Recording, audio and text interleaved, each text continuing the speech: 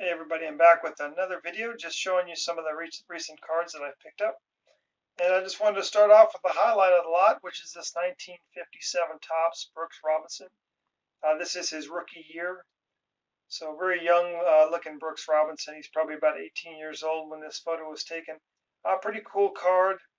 I'm not a big Brooks Robinson collector. I never really thought I'd pick this card up, but just recently I've been looking at getting him. This one's a little bit off center, which is not that uncommon for the 57 Topps. Centering is hard to get on those cards, especially front and back. I almost purchased another one in a near mint 7, and until I saw a picture of the back, and the back was way off center.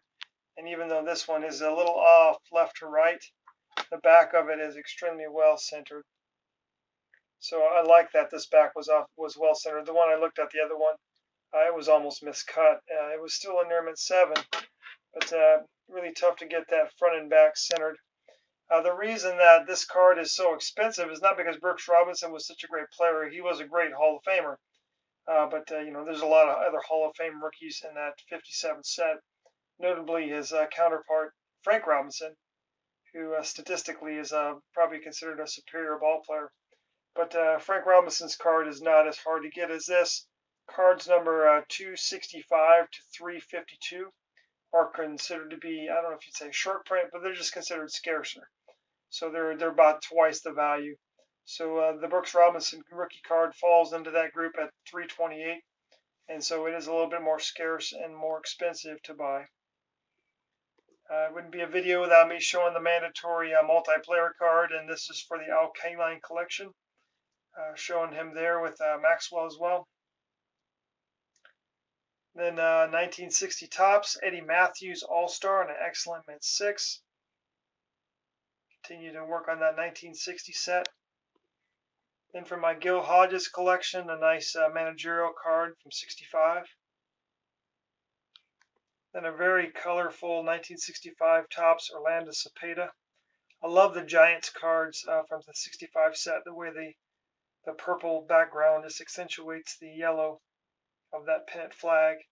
There's actually 5 Hall of Famers on that San Francisco team in 65. You got Willie McCovey, Willie Mays, Orlando Cepeda.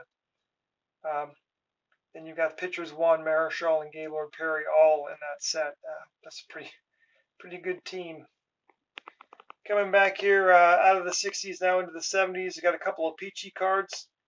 Tom Seaver and a near mint plus, and also a Raleigh Fingers and a near mint. These cards look good. There's kind of a rough cut on those, which is not unusual for the O-Peachy cards of that era to come back.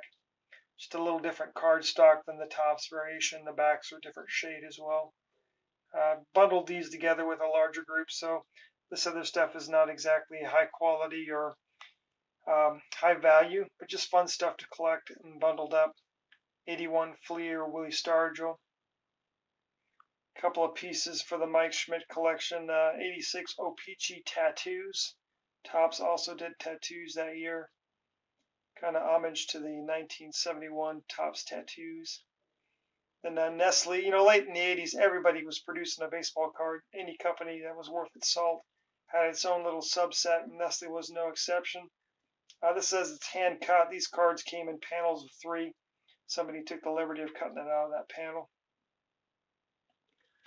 And then down another Mike Schmidt card, this O-Peachy.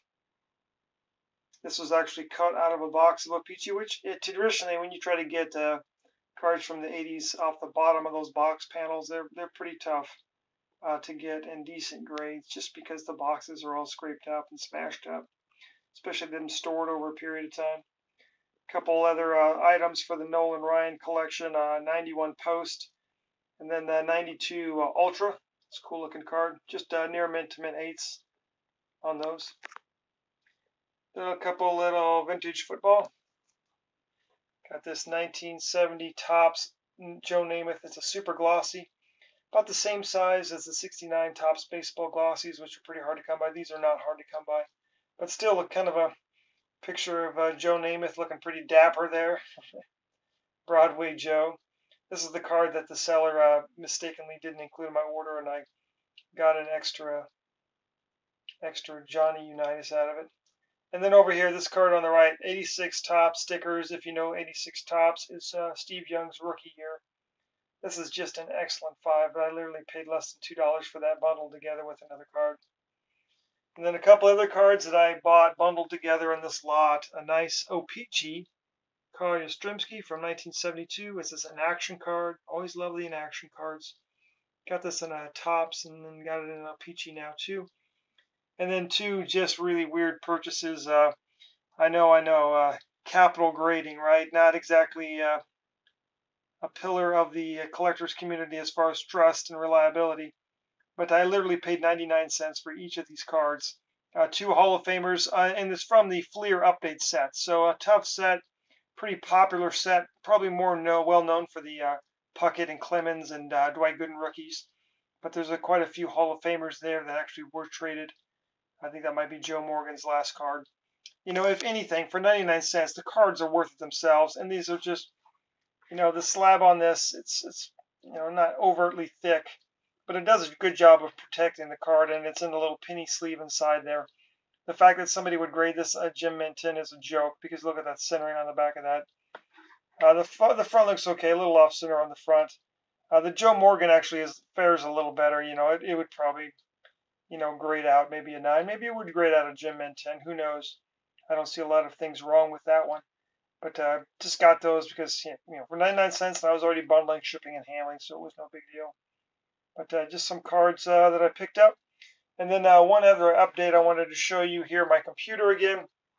I wanted to thank all those who've already got a chance to go to my Facebook page and get a chance to see some of my collections. I've just added a bunch of stuff today. I've spent hours scanning my collections to try to put it on Facebook. If anyone's interested in seeing my collection, just shoot me a friend request at DB Tiller on Facebook. You can see I just added recently my Killebrew, K-Line, Lou Brock collection, Cepeda. I got a Gaylord Perry, and then some first day cover autograph collection. And then I added a few items to my Drysdale, Bunning, Ashburn, Clemente, Hank Aaron, Willie Mays, Marichal, Frank Robinson. Yeah, I got a lot. I'll just scroll down this really quick. My Nolan Ryan collection is pretty big. I got a Gil Hodges, Carlton, Mike Schmidt, Don Sutton. I read a really nice Ernie Banks, a few Michael Jordans, some other random basketball, Joe Morgan, early win. And then my Bob Gibson collection is my strongest collection, the one that got it started off for me. But once again, if you're interested in seeing my players collection, I probably have over 1,000 cards, well over 1,000 cards now scanned and up on my my photos there on Facebook. But once again, everybody, I appreciate your posts and comments, and I'll talk to you again soon.